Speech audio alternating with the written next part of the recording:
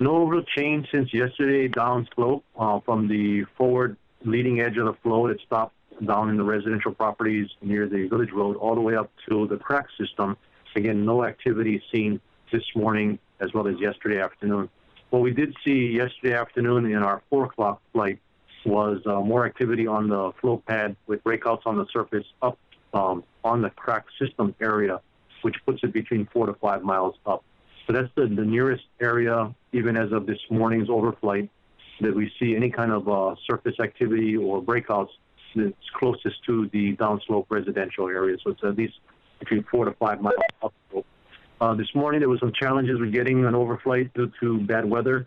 And even this afternoon they could not get to, this a few minutes ago, they could not get up to the vent.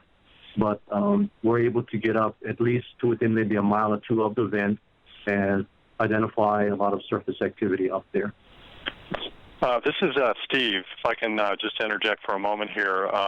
Yes, as Daryl said, the weather is not very good for overflights of the entire length of the lava flow, particularly up around Pu'u'o. We're on a weather standby, but I suspect we may be canceling our flight within the hour. We did receive information from our regular pilot today who was flying other groups out, other vendors out in the area, customers I should say, and he said that the flow reported by Daryl during Daryl's overflight this morning and yesterday afternoon has still active at the lowest most part of the flow area. That is the flow that's emerged right next to the geothermal well pad, just to the north of that site.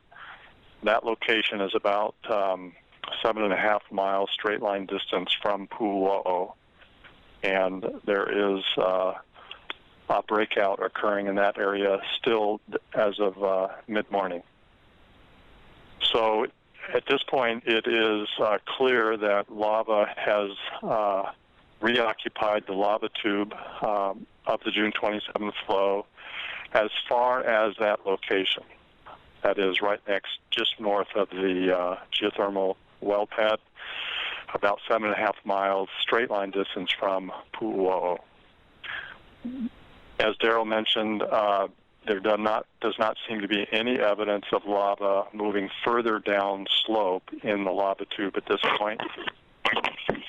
The only other thing I have to add is that ground crews were out on the lower part of the flow all day yesterday looking for any signs of surface activity, surface flows, and or signs of inflation that would suggest lava still moving through the tube system. And they walked from the tip of the flow near Pahoa Village Road to as far as about 3/4 of a mile upslope of Apa'a Street, and they did not see any evidence of surface breakouts, small little flows, or of active inflation occurring. So it's confirmation that the lower part of the flow is not active at this time. Yeah, Steve, Tom here, the Tribune Herald. Does it appear that the breakouts are still kind of occurring, progressing down slope even slightly, or is it pretty much the same as it was the other day? Daryl, during his flight yesterday, Daryl, you reported the breakout occurring just north of the well pad site, correct? Yes, and then this morning's flight, which was, like I said, just minutes ago, shows that it's actually almost parallel to the well pad site. So we're seeing some downslope advancement on the breakout.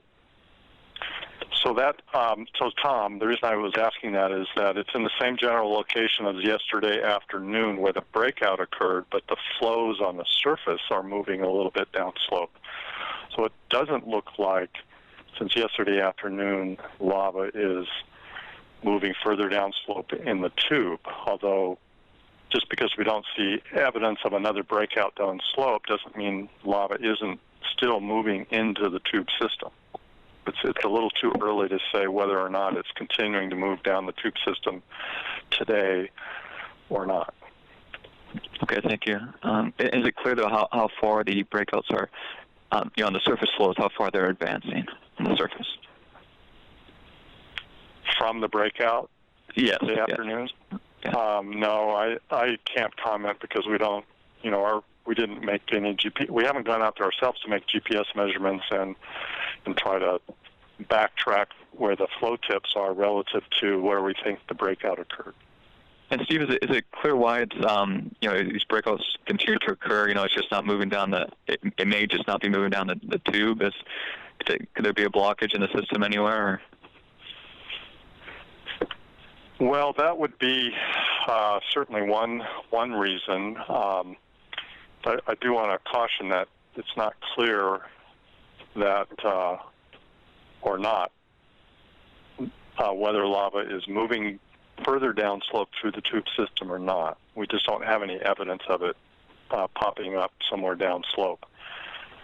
And if it is not moving downslope, it presumably is a result of the collapse of the tube somewhere along the way, just below the well pad, downslope of the well pad area, or perhaps lava has cools enough within the tube that new lava can't get past it.